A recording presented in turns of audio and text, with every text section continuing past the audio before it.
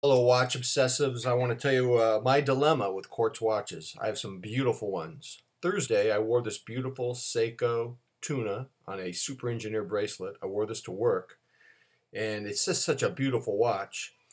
And as I was wearing it to work, I really didn't feel it that much, which speaks to a problem I have with Quartz watches. No matter how beautiful they are, I don't feel as connected to them as I do with automatic watches. Quartz watches are far more practical, far more reliable, far more trouble-free, far more accurate. For all practical purposes, the quartz watch should be king.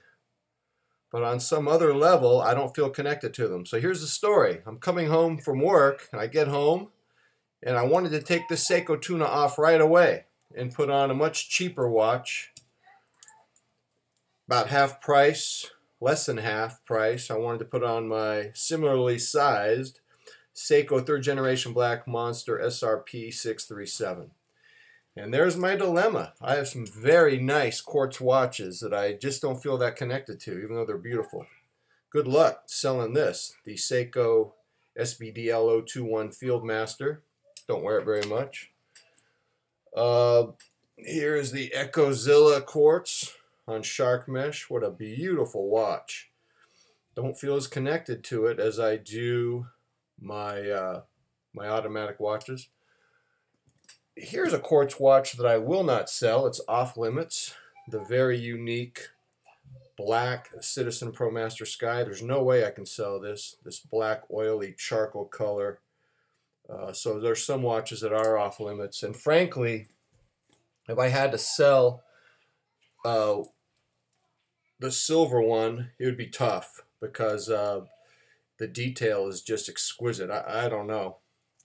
So the dilemma is I have these watches which look so beautiful in the box, but then I put them on my wrist and I find I don't feel as connected to them as I do my automatic watches.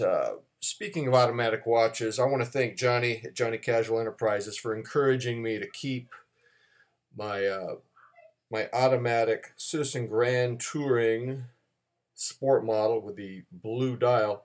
Now these are about $800, and if I were rich, I'm sure I would have an Omega Planet Ocean liquid metal, which costs about $5,000. But as an alternative to that, this Citizen has a real liquid metal look to it. Has a good size at 44 millimeters. If you count the crown guard, it's closer to 50. It has the Omega's polished similar link system on the bracelet. If I can just show that to you there. And it does have that beautiful liquid metal look, high quality. And you know, I'm not going to tell you this is an Omega Planet Ocean liquid metal. I'm going to tell you it's a great watch on its own specs, on its own right. And I think if I had a lot of money, I would still buy this watch.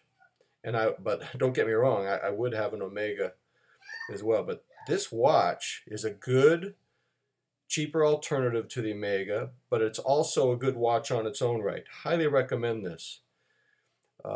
Back to my quartz watch story, to tie it in with a watch like this. You know, I have 12 watches right now.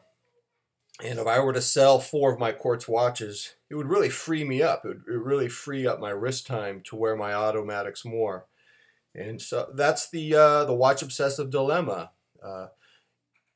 You may have beautiful quartz watches in your collection, but you may not feel connected to them.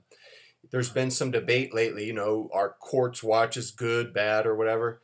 I think philosophically they're great. I mean, as an idea, they're great. As an engineering product, they're fantastic. But I don't feel them that much when I wear them. It's completely subjective. And that is the dilemma, and I'm out.